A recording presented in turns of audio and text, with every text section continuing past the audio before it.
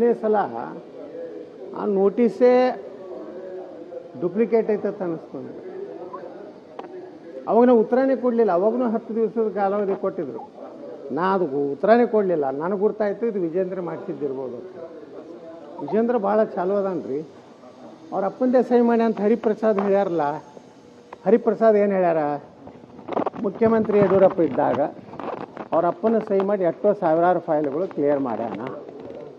ಅದಕ್ಕೆ ಈ ನೋಟಿಸ್ ಅಧಿಕೃತವಾಗಿ ನನ್ನ ಮೇಲ್ದಾಗ ಬಂದಿಲ್ಲ ಅಥವಾ ರಿಜಿಸ್ಟರ್ ಪೋಸ್ಟಿಗೆ ಬಂದಿಲ್ಲ. ಅದಕ್ಕೆ ಸರಿಯಾಗಿ ಉತ್ತರ ಕೊಡ್ತೀನಿ.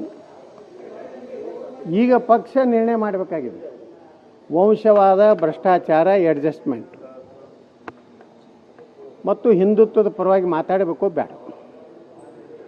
ನಮ್ಮ ಪ್ರಧಾನಮಂತ್ರಿಗಳು ಹೇಳ್ಯಾರ ವಂಶವಾದ ಇರಬಾರ್ದು, ಭ್ರಷ್ಟಾಚಾರದ ಕರಪ್ಟ್ ಪಾಲಿಟಿಷಿಯನ್ ನಮ್ಮ ಪಾರ್ಟಿಯಾಗಿ ಇರಬಾರ್ದು, ಅಡ್ಜಸ್ಟ್ಮೆಂಟ್ ಪಾಲಿಟಿಕ್ಸ್ ಇರಬಾರ್ದು ಮತ್ತು ಹಿಂದುತ್ವ ಪರವಾಗಿ ಇರಬಾರ್ದು ಅಂತ ಏನಾರೇ ಹೊಸದು ಏನಾರೇ ವಿಜೇಂದ್ರ ಸಲುವಾಗಿ ತಿದ್ದುಪಡಿ ಏನಾರು ಆಗಿದ್ರೆ ಅದನ್ನೇ ಪ್ರಶ್ನೆ ಮಾಡ್ತೀವಿ.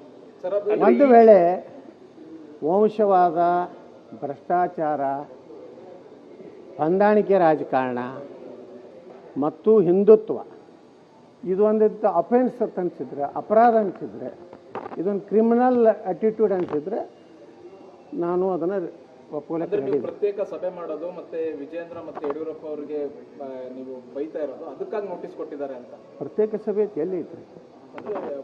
ಪ್ರತ್ಯೇಕ ಸಭೆ ಅಂದರೆ ವಕಫ್ ಬಗ್ಗೆ ಹೋರಾಟ ಮಾಡಬಾರ್ದ? ವ್ಯಾಪಕವಾಗಿ ಕರ್ನಾಟಕದಲ್ಲಿ ವಕಫ್ಗೆ ಕಾನೂನಂತ ತಿದ್ದುಪಡಿ ನಮ್ಮ ಪ್ರಧಾನಮಂತ್ರಿಗಳು ತರ್ತಾ ಇದ್ದಾರೆ. ವ್ಯಾಪಕವಾಗಿ ಜನ ಕೊಡ್ತಾ ಇದ್ದಾರೆ. ಪಕ್ಷ ಭೇದ ಬಿಟ್ಟು ಜನ ಕೊಡ್ತಾ ಇದ್ದಾರೆ. ಸಮಸ್ತ ಹಿಂದೂಗಳು ಮಠ ಮಂದಿರಗಳು ಇವತ್ತು ವಕಫ್ ಆಗ್ತಾ ಇದೆ. ವಿಜೇಂದ್ರ ಏನೂ ಕೆಲಸ ಮಾಡ್ತಾ ಇಲ್ಲ. ಮೂಡಾದ ಪಾದಯಾತ್ರೆ ಬಿಟ್ಟರೆ ಇವರು ಅಡ್ಜಸ್ಟ್ಮೆಂಟ್ ಪಾಲಿಟಿಕ್ಸ್ನಿಂದ ಡಿ ಕೆ ಶಿವಕುಮಾರ್ ಬಗ್ಗೆ ಗಂಭೀರವಾದಂಥ ಆರೋಪ ಬಂದಾಗಿಯೂ ಪ್ರತಿಕ್ರಿಯೆ ಕೊಡಲಿಲ್ಲ.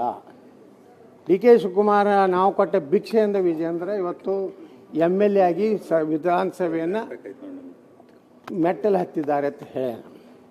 ನಿನ್ನೆ ನಾನು ಹೇಳಿಕೆಗೆ ಒಂದು ಸ್ಟೇಟ್ಮೆಂಟ್ ಕೊಟ್ಟ. ಹೌದು ವಿಜೇಂದ್ರ ಬಂದು ನನ್ನ ಬಲ್ಲಿ ಸಹಿ ಮಾಡಿಸ್ಕೊಂಡಿದ್ದು ಖರೆ.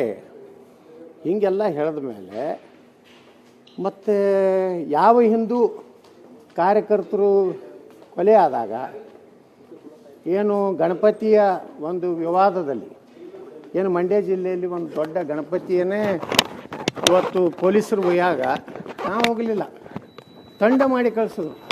ವಕಫಕ್ಕೂ ತಂಡ,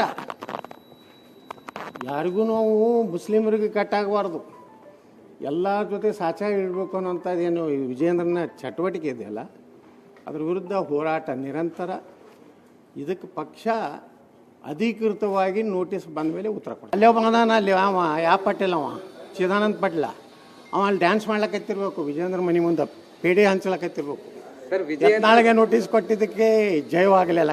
ವಿಜೇಂದ್ರ ಅವರು ಮಾಡಬಾರ್ದು. 2 ದಿನದಲ್ಲಿ ನಿಮಗೆ ನೋಟಿಸ್ ಇಶ್ಯೂ ಆಗಿರ್ತಕ್ಕಂಥದ್ದು, ಇದನ್ನ ಫೇಕ್ ಅಂತೀರಾ ಅಥವಾ ಸಹಿ ಅಂತೀರಾ? ಈ ನೋಟಿಸ್ ಬಗ್ಗೆ ನಾನು ಅಧಿಕೃತ ಬರಲಾರ್ದೆ ಹಂಗೆ ಹೇಳ್ರಿ. ತಮಗೆ ಅಧಿಕೃತವಾಗಿ ಬಂದಿಲ್ಲ, ಬರ್ಬೇಕಲ್ಲದು. ಮೇಲು ಅಥವಾ ಎಲ್ಲೂ ವಾಟ್ಸಪ್ ಎಲ್ಲೂ ಮೂಲಕ ಬಂದಿಲ್ಲ. ವಾಟ್ಸಪ್ ನೀ ಅಧಿಕೃತ ಅಂತ ಹೇಳ್ತೀರೇನು? ಅವ್ರದೇ ನಂಬರ್ ಅಂತ ಏನು ಗ್ಯಾರಂಟಿ ಐತಿ? ಕಚೇರಿಯಿಂದ ನಿಮಗೆ ಬಂದಿಲ್ಲ. ಅವ್ರದೇ ಫೋನ್ ನೋಡ್ರಿ ವಾಟ್ಸಪ್ನಾಗ ಬಂದೈತೆ ತಿಳ್ಕೊಳ್ಳಿ. ಇದು ಯಾರು ಶಿಸ್ತು ಸಮಿತಿ ಚೇರ್ಮನ್ದೇ ಅಂತ ಏನು ಗ್ಯಾರಂಟಿ? ಫೋನು ಬಂದಿಲ್ಲ. ನನ್ನ ಮೇಲ್ ಬರಬೇಕು, ರಿಜಿಸ್ಟರ್ ಪೋಸ್ಟ್ AD ಬರಬೇಕು. ಬಂದು ಉತ್ತರ ಕೊಡ್ತೀನಿ.